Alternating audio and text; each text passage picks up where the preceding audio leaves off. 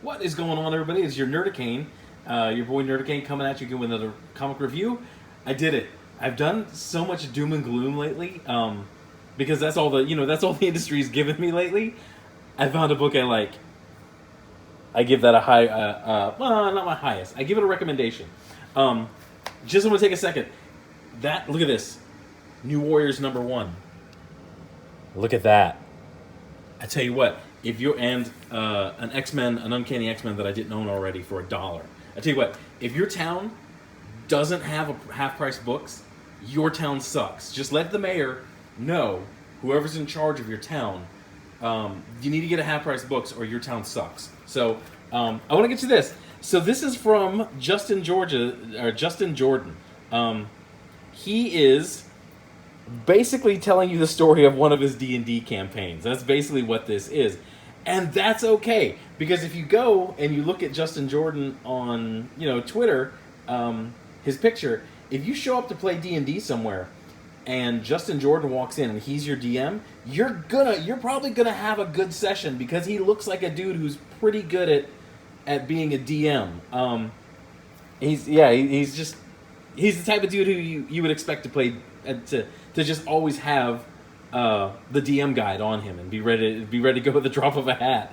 But he has me blocked for some reason. I'm not sure. It's probably some stupid Comicsgate shit, or maybe he did something before. But I really don't care. I can still recommend this, because this was a lot of fun. This was actually a lot of fun. So there's some pages I got to skip, and right off the bat, so you got to excuse it a little bit. Like right off the bat, there's forced cursing. There's forced cursing in a couple of these things, and there's like Me Too movement stuff. There's SJW-isms in here, but the story overall, if some sort of editor would have said, "Hey man, don't do that. It doesn't really. It's stupid. Just do something else as a motivation, as a causation. Do something else." And you could have easily done that especially in a D&D story. So first off, okay, this part right here where he's this dude, he's the main character, protagonist. This is supposed to be the everyman. They're fighting a war, and you don't really have any context for the war. And this is the problem. Part of the problem when you do stories like this, fantasy stories. And fantasy stories, D&D is big, thanks to a lot of factors, and then Stranger Things really put D&D into the zeitgeist, and people who I've known for a long time, who were never nerds and never into this stuff, are suddenly interested in playing D&D. They take kind of these weird, awkward baby steps into it, where it's kind of a laugh. They want to do it, but when they do it, they feel silly, so they kind of make it a joke, and you just kind of play along and let them know, no, it's cool. It's cool that you're, you want to be a dragonborn dancer or some goofy stuff like that. But the normies are getting to this, and that's sci-fi, fantasy, D&D type stuff is definitely in the zeitgeist, and there's been a lot of comics based on this. Conan has come back in a big way with Marvel Comics, and the Conan books, Savage Sword of Conan, and they say that the regular Conan title, they're actually pretty good. I'm following Savage Sword of Conan. A lot of the other ones, Billet is just awful, and it's just there's good and bad, But so I'm gonna skip some of this, and the problem is there's some world building in this, and when you do it, I just skipped like 4 pages for the copyright guides, for the copyright gods. So when you're world building like this with a fantasy world, I skipped a conversation between 2 characters, and it's a lot of like blah blah blah. These people are and it's talking about races. I don't know if he can say elves, because one of these races look like elves. I don't know if you can say elves. So he kind of makes up a name for them, and without any reference, you don't really. He's talking about these rivalries and these ancient rivalries and these wars and these battles and alliances, and they really don't have any context to somebody like me just coming in fresh, because I don't know any. It's all just like blah blah blah blah blah blah blah, and that's part of the hurdle with getting into a book like this, sort of a fantasy that's not based on D&D, so you can't really use the well-known D&D things. But as I read some reviews on this before, long before this came out, and they were really glowing, and that's normally a red flag, you know, when CBR and all the shill, what do they call them, the access media, when the access media is giving the big thumbs up and they're getting hyped on it, normally means the book is gonna suck.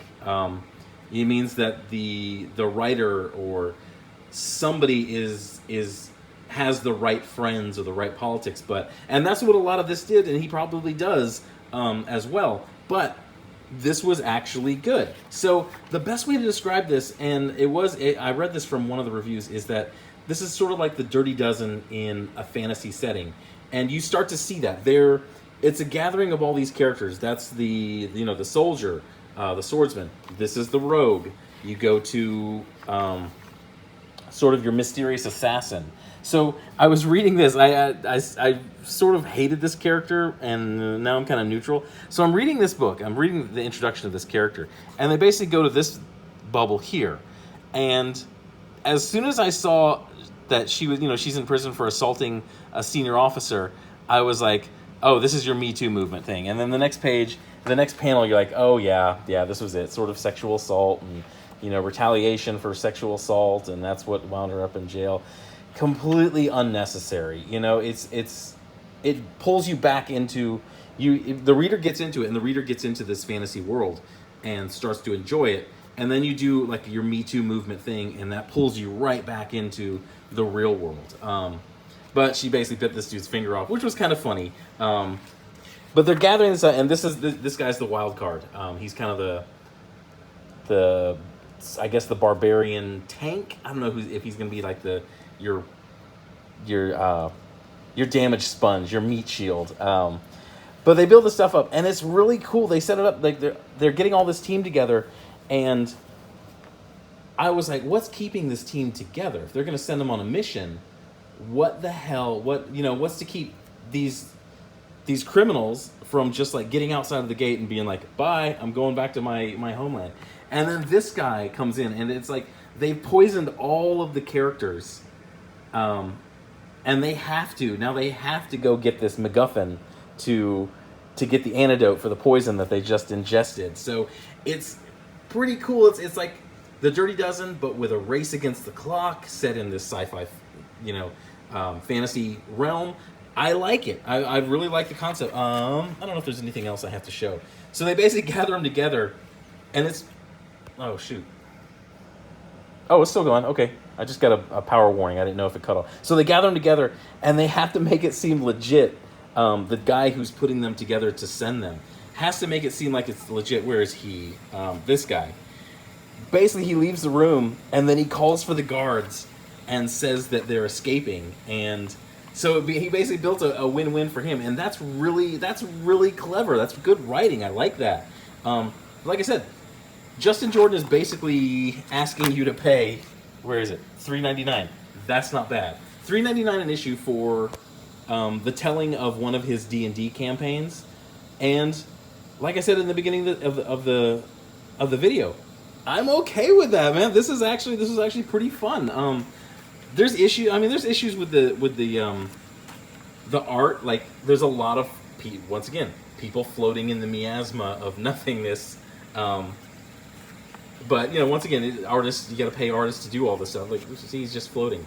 There's too much of that. There's too much of that going on in comics in 2019. When a lot of people are doing digital, almost everybody's doing digital.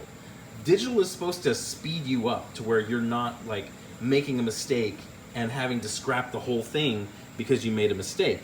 Digital is supposed to speed up artists. That's how they sold it to all the artists when they were coming over.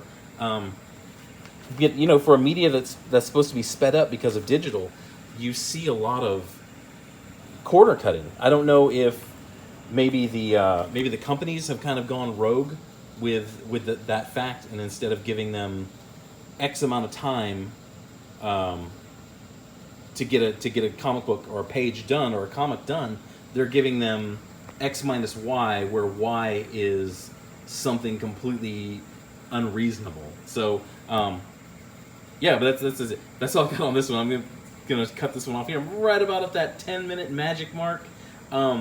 Thank you for watching. Hit a like, hit a subscribe. Go buy this. This is a pretty fun in the day and age when a lot of people are turning back to swords and sorcery, you know, kind of the Dungeons and Dragons stuff, this was a fun book. This was a good, interesting read. I'll see where it goes from here. Hopefully, you know, hopefully it's not going to go all off the rails SJW at points, but hopefully it just concentrates and has a fun adventure in this fantasy world. But thanks for watching. Hit a like, hit a subscribe. Go share this with anybody who you think might like this. You know, anybody who watches D&C videos as well.